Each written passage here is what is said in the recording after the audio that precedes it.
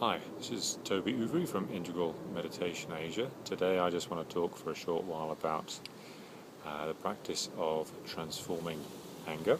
So, kind of a relatively controversial subject in the sense that in some meditation traditions, anger is seen as something that needs to be conquered and avoided at all costs, rather than being anything useful that you can transform and use to a purpose. But I think you can gain a lot of clarity just by coming up with a clear understanding and perception of what anger is. And the definition that I tend to work with is anger is a powerful emotional force that is operating under the guidance of justice. Okay, so what is anger?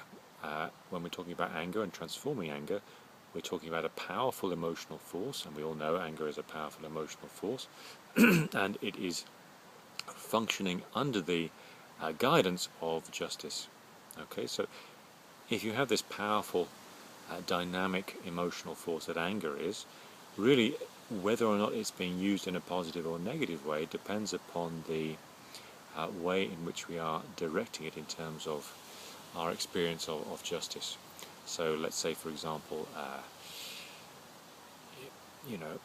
somebody says something unpleasant to you, and your mind and your sense of justice completely exaggerates the extent of the harm that has been done to you, and then you go on and then verbalize a lot of negativity towards them, insult them, and compound the problem, make it something far bigger than it was.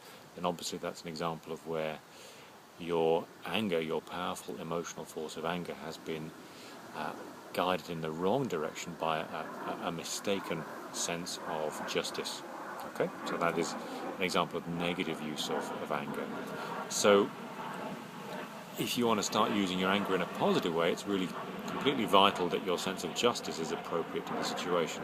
So let's say somebody is, you're in business and somebody is looking to rip you off, and you look at the situation, you see clearly that this person is acting in a way that is ethically inconsistent, and that if he's given the chance, he's going to take advantage of you.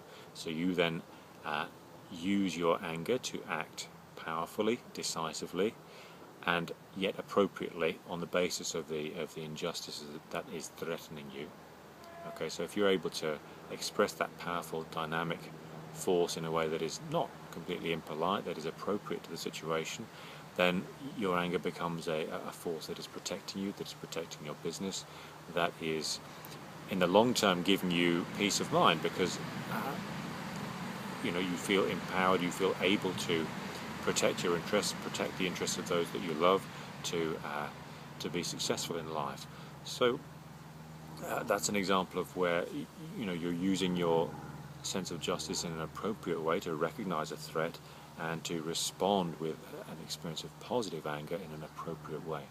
So from this we can see, if you're really kind of looking to master your anger and start to use it and direct it as a positive force in your life, then really the sense of justice that you have within that situation, that you with which you're using to assess the situation, is vital in determining whether or not the direction of your anger is moving in the right way or the wrong way.